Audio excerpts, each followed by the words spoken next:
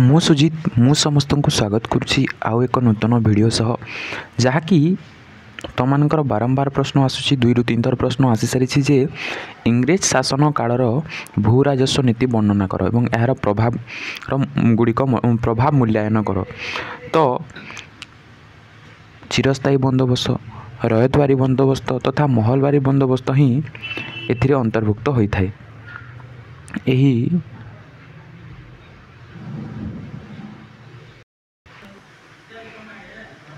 यही जो भू राजस्व व्यवस्था सर्वप्रथमे आरंभ होता केबेठारू ना जेते बेले देवानी पाइथिला इंग्रेज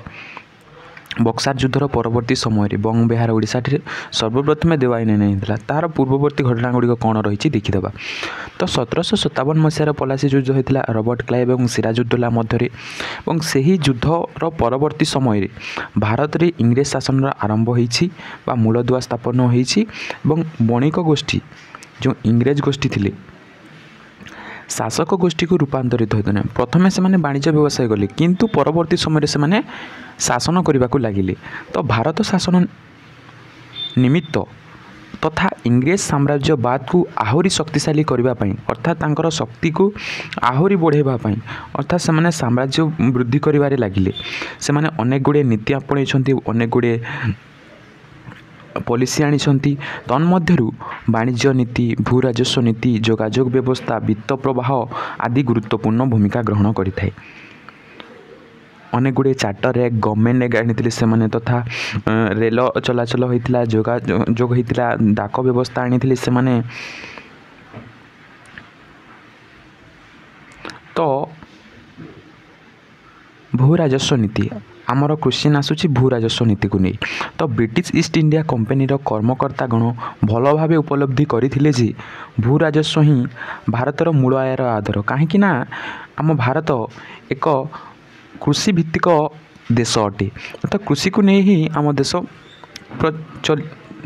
तो समस्ते कृषि को नहीं ही चली था कृषि प्रधान देश आम कहीपर। तेणु से माने किपरि भारत अधिक अधिक भू राजस्व संग्रह करें रास्ता तैयारी कले। ए परिप्रेक्षी में चिरस्थायी बंदोबस्त रयतवारी व्यवस्था तथा महलवारी व्यवस्था उल्लेखनीय भूमिका ग्रहण करता टैक्स जो नौले। सर्वप्रथम है चिरस्थायी बंदोबस्त। तुम प्रश्न आसे जे चिरस्थायी बंदोबस्त केबे हितिला एवं यह कहा द्वारा हितिला। तो प्रथमे एथर बड़लाट किए थे ए समय ना 1786 मसीह लॉर्ड कॉर्नवालिस भारत को बड़लाट भाव में आसी इंग्लैंड एक सम्भ्रांत जमीदार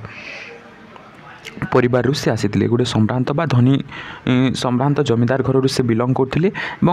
सी आसी इंग्लैंड रु जमीदार मानक जमी मालिकाना उपरे भल भाव से जानी जेहेतु से परिवार आसुले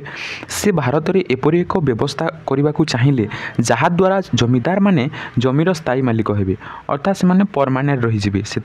मालिका ना रही क्या समय होता लॉर्ड कॉर्नवालिस समय केबे होता ना 1793 मसीहा मार्च 22 तारिख में बंग बिहार ओडिशा रे चिरस्थायी बंदोबस्त प्रचलन होता केबे प्रचलन होता एवं केबे कहा द्वारा होता। तो मान 4 ରୁ 5 थर प्रश्न आसी सारी। तापरे चिरस्थायी बंदोबस्तर केतेक नियम है जमीदार माने वंशानुक्रमिक क्रमे जमी मालिक हे। तो जदि से जमीदार अच्छी पुओ मध्य जमीदार हे से माने तांको जमी बिक्री बा हस्तांतर करें से माने चाहिए जमी को बिक्री बा हस्तांतर मध्य अन्य जन को दे पारिबे तथा बिक्री मध्य करें। आमदानी कम बा बेसी हेले मध्य भू राजस्व पैठ करेंगे इत्यादि। जदि आमदानी कम होची कि बेसी होची तथापि मध्य से माने कौन करेंगे भू राजस्व को पैठ करेंगे आम जहाँ टैक्स कहूँ लैंड रेवेन्यू टैक्स। यही व्यवस्था जोगु राजस्व आदाय स्थिरता है कंपनी आर्थिक अवस्था उन्नति है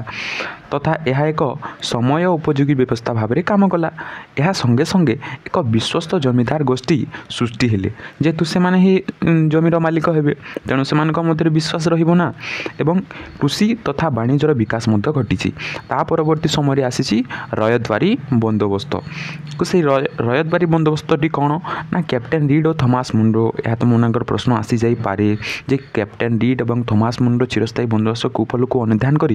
रयतवारी बंदोबस्त केबे प्रचलन कले ना 1792 मसीह क्या काम कैप्टेन रीड और थॉमस मुनरो केबे ना 1792 मसीह। यही व्यवस्था अनुसार प्रत्येक कृषक बा रयत रयत कहले तुम मैंने कन्फ्यूज हेनी जे रयत एवं कृषक सामान अर्थात रयत कहले आम कृषक ही बुझेबा निजर भू राजस्व निर्धारण करवा से माने ही तांकर भू राजस्व को निर्धारण करेंगे ना आम 5 टंका देव 5 टंका देव से माने ही निर्धारण करेंगे 5 हम कहीं 10 हम मु एग्जांपल नहीं जाऊँ तुम मैंने एग्जाम लिखब ना यहीपरी है कृषक मान जमी उपर संपूर्ण अधिकार थिला भू राजस्व देउथबा पर्यंत से माने जमीर मालिकाना रखी पारिबे जे पर्यंत से माने टैक्स देबे से पर्यंत से माने जमीर मालिक हो पारिबे एही व्यवस्था द्वारा रयत बा कृषक आमे जाको कहूछे ओ कंपनी मध्य गोटे संपर्क रहिला डायरेक्टली कंपनी अधिक लाभवान हैला बा प्रॉफिटेबल हैला तार प्रॉफिट हैला एवं कृषक माने जमी मालिकाना पाइबारु अधिक चेष्टित हेले इत्यादि कृषक माने पुणी जमी मालिकाना पाइबारु अधिक चेष्टित हेले से माने सब बेले जमी मालिकाना पाइबा पई टैक्स देबे मात्र एही व्यवस्था जो कृषक मान अधिक भू राजस्व देवाक पड़ा अनेक समय अहेतुक भू राजस्व वृद्धि जो से भू राजस्व देवाक अक्षम हेले जहाँफल यह कार्यकारी करा ना ता परवर्ती समय कौन होती ना 1819 मसीह होल्ड मैकेंजी नामक जड़े इंग्रेज ऑफिसर जमींदारी रयतवारी व्यवस्थार सम्मिश्रण में आउ गोटे सृष्टि कले जहाँ महलवारी प्रचलन करते किए ना 1819 मैकेंजी से ही अनुसार महलवारी व्यवस्था 1822 लागू करागला केबेरु लागू करागला ना 1822 मसीह तो महलवारी व्यवस्था अनुसार जमी बंदोबस्त मिलित भाव में ग्राम मान द्वारा हेबो ग्राम बा महलर मुख्य भू राजस्व पैठ पाई उत्तरदायी रहिले तो ग्राम बा महल जड़े मुख्य रहिले से हेले ग्राम भू राजस्व पैठर उत्तरदायी रहिले जड़े कृषक निज जमी चाष गुड़िक निज भागर भू राजस्व पैठ कले सामूहिक भाव उत्तरदायी रहिबे तो महलवारी व्यवस्था द्वारा कृषक मैंने उपकृत हो पारि नथिले कहीं बहुत गुड़े अंचल अंचल अंचल होता से बरं से अत्याचारित शोषित होते कंपानी सह कृषक मान प्रत्येक संपर्क रहा ना जहाँ फलस्वरूप यह कार्यकारी है ना तो उपरोक्त आलोचना जना पड़े जे इंग्रेज माने भारत को उपनिवेश भाव रखी अनेक नीति अवलंबन करते तन्मध्य भू राजस्व नीति एक प्रमुख नीति थिला द्रुत इंग्रेज सरकार भारत वित्त प्रभाव जारी रहिला रखापी अनेक कौशल आपणे ता परवर्ती समय आम देखा सिपाही विद्रोह कारण और फलाफल जहाँकि तुम मान आउ गोटे इंपोर्टेंट क्वेश्चन आम कहीपर तो पुणी देखा आउ गोटे वीडियो रही नमस्कार जय हिंद वंदे मातरम वंदे उत्कल जननी धन्यवाद।